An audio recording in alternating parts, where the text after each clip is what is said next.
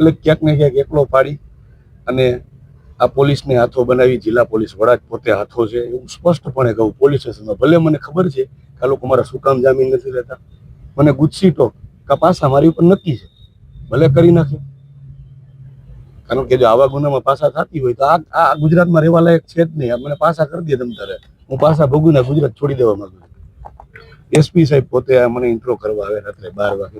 તમે પૂછો તો ખરા એમને, કોઈને તમે એસપી સાહેબનું મને પૂછો છો, હું આટલા દિવસથી આક્ષેપ કરું છું. એસપી સાહેબને પૂછો, એક નિવેદન આપો કે પિયુષ સાદરિયા આવા ગંભીર આક્ષેપો કરે છે, તમે એએસપી ઇન્ચાર્જ એસપી તમારું નિવેદન લેવા મારું નિવેદન લેવા આવ્યા હતા રાત્રે 12 વાગે.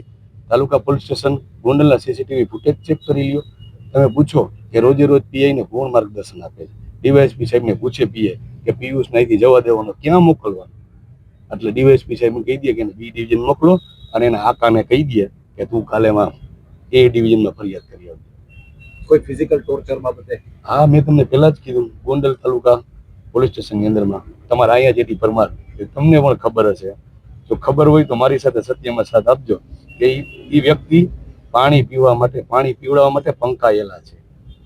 એમની ઉપર અહીંયા પાણી પીવડાવે કે કઈ રીતે તમે પાણી પીવડાવો? કેમિકલ યુક્ત પાણી. તમને મીડિયાને પણ ખબર છે. મીડિયાને ખબર હોય પણ ભોગ બનનાર છે ને બોલે ને હું બોલ્યો કે મને પાટલી ઉપર સુવડાવી એવું પીળા કલરનું, પછી મને બીજા માધ્યમથી જાણવા મળ્યું કે કદાચ એ થિનર હોઈ શકે.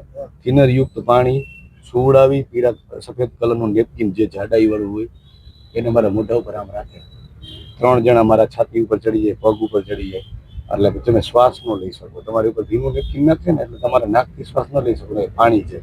તમે જેવું મોટેથી શ્વાસ લેવાનું ચાલુ કરો એટલે તમારી ઉપર સતત એડી પ્રમાણ પોતે પાણીનો મારો ચલાવે. એટલે માણસ ડૂબતો માણસ કેમ પાણી પી જાય, એમ હું પાણી પી ગયો ઓછામાં ઓછી 2 ડોલ. આ ટોર્ચર ચાલ્યું અડધી કલાક સુધી.